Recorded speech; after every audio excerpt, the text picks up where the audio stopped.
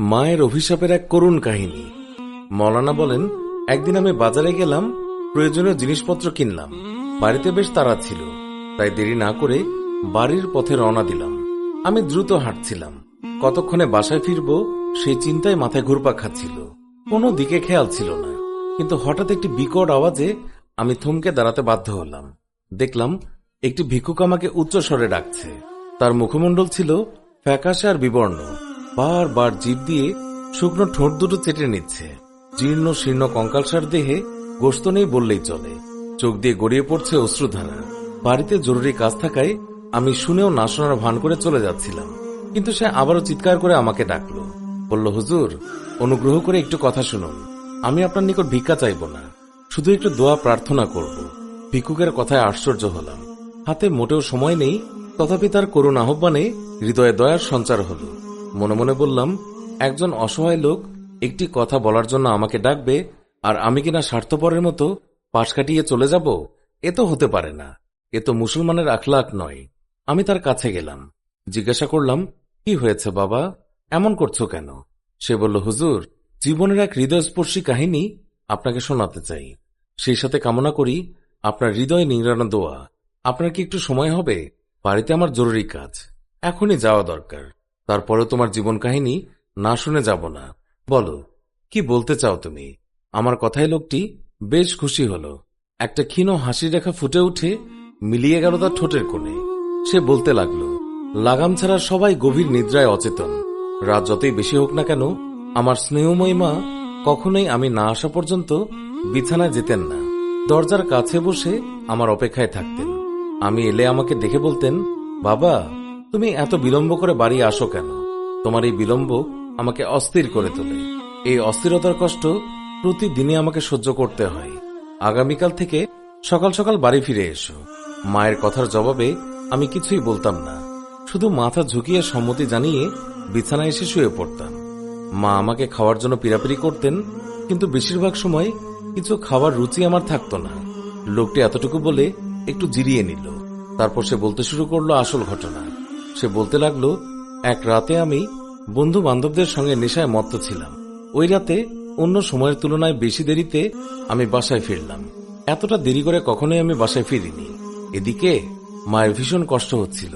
তিনি আমার জন্য গভীর রাত পর্যন্ত বিনিদ্র বসে রইলেন। বারবার তিনি দরজা খুলে বাইরে আসেন, পথপানে চেয়ে থাকেন, কিন্তু আমার আসার কোনো নামগন্ধই নেই। এতে ক্রমে মায়ের ধৈর্যের বাঁধ ভেঙে যাচ্ছিল। তিনি গভীর রাগ করলেন, মনে মনে বললেন, আজকে বাড়ি এলে তাকে দু চার কথা শক্ত করে বলবো, প্রয়োজনে গায়ে হাত ওঠাবো। যেই কথা সেই কাজ। আমি বাসায় ফেরার সঙ্গে সঙ্গে আম্মা আমাকে বকাঝকা করলেন, এমনকি এক পর্যায়ে রাগের মাথায় আমার পিঠে একটি থাপ্পড় মারলেন। বললেন, এত রাতে বাসায় ফিরলে তোমার মায়ের যে কষ্ট হয় তা তুমি বোঝো না? কেন তুমি আমাকে এতটা কষ্ট দিচ্ছ? মায়ের রাগ দেখে আমার মধ্যেও রাগ এসে গেল। তদুপরি আমি ছিলাম মাতাল, তাই মায়ের চপেটাঘাত এবং বকাঝকা খেয়ে আমি ঠিক থাকতে পারলাম না। হিতাহিত জ্ঞান হারিয়ে ফেললাম। ফলে সঙ্গে সঙ্গে পা থেকে জুতা খুলে মায়ের মাথায় ছুঁড়ে মারলাম। এতটুকু চিন্তা করলাম না যে আমি কার সঙ্গে কি করছি। আমার এই অমানবিক আচরণে মায়ের রাগ চরমে উঠল। তিনি লজ্জায় অপমানে দুই হাত দিয়ে মুখ ঢেকে ফেললেন। তারপর ছোট্ট শিশুর মতো ফুপিয়ে ফুপিয়ে কেঁদে হাত দুখানা উপরে তুলে খোদার দরবারে বদদোয়া করলেন। বললেন, হে খোদা, আমার সাথে আমার সন্তান যে দুর্ব্যবহার করেছে তা তুমি ভালো করে দেখেছ। ওগো রহমানুর রহিম, তুমি এর বিচার করো। অবশেষে আমাকে লক্ষ্য করে বললেন, তোর সর্বনাশ হোক, তোকে পোকায় খাক। এই ঘটনার পর আমার মা বেশি দিন জীবিত ছিলেন না। এক বুক দুঃখ নিয়ে কবর জগতে পাড়ি জমালেন।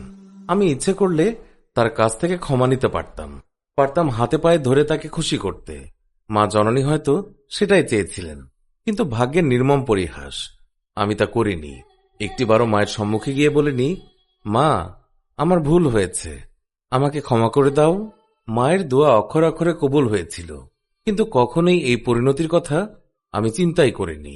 ভাবতে পারিনি মায়ের বদদোয়ার ফল এতটাই নির্মম, নিষ্ঠুর এবং হৃদয় বিদারক হবে। মা চলে যাওয়ার পরপরই আমার পায়ে একটি বিশাল আকৃতির ফোড়া দেখা যায়। এত বড় ফোড়া কেউ কোনোদিন দেখেনি। এর প্রচন্ড ব্যথায় সর্বদাই আমি অস্থির থাকতাম। খাওয়া দাওয়া সবই প্রায় বন্ধ হয়ে গিয়েছিল। এমত অবস্থায় কোনো কাজ করা সম্ভব ছিল না। কোনো কোনো সময় ব্যথার মাত্রা এতটাই বৃদ্ধি পেত যে আমি বেহুশ হয়ে যেতাম। কখনো কখনো ষাঁড়ের চিৎকারের মতো করে চিৎকার দিয়ে উঠতাম। ইতিমধ্যে বড় বড় ডাক্তার দেখানো হয়েছে, নামকরা স্পেশালিস্টরা অবিরত চিকিৎসা দিয়ে যাচ্ছেন, কিন্তু ফলাফল একেবারেই শূন্য। কিছুদিন পর ফোড়ার ক্ষতস্থানে বড় বড় পোকা দেখা গেল। পোকাগুলো আমাকে নির্মমভাবে কামড়াত। এমন অচেনা অজানা পোকাও আমরা কোনোদিন দেখিনি। কত ঔষধ দেয়া হলো, কত ইঞ্জেকশন পুশ করা হলো, কিন্তু পোকাগুলো মারা সম্ভব হলো না। শুধু তাই নয়, সময়ের তালে তালে পোকার সংখ্যাও দিন দিন বাড়ছিল। কোনো কিছু দিয়েই এগুলোকে আর দমানো গেল না। আমাকে দেখার জন্য যে লোক আসত তাকেই আমি বলতাম, ভাই টাকা যা লাগে নাও। আমার আত্মীয় স্বজন আমাকে সুস্থ করে তোলার চেষ্টার কোনো ত্রুটি করেনি। এলোপ্যাথিক, হোমিওপ্যাথিক এবং কবিরাজি চিকিৎসা সহ সব চিকিৎসায় তারা করেছে, খরচ করেছে লক্ষ লক্ষ টাকা, কিন্তু ফল কিছুই হল না। দিন দিন কেবল অবস্থার অবনতি হচ্ছিল। কয়েক মাস চিকিৎসার পর ডাক্তাররা বললেন, আমাদের যতটুকু চেষ্টা করার তা আমরা করেছি, এখন লন্ডনে নেওয়া ছাড়া আপনার কোনো উপায় দেখছি না। আমি আমার আত্মীয় স্বজনকে ডেকে বললাম, শুধু লন্ডন কেন, ডাক্তাররা পরামর্শ করে যেখানেই আমাকে নিয়ে যেতে বলবে সেখানেই নিয়ে যাও।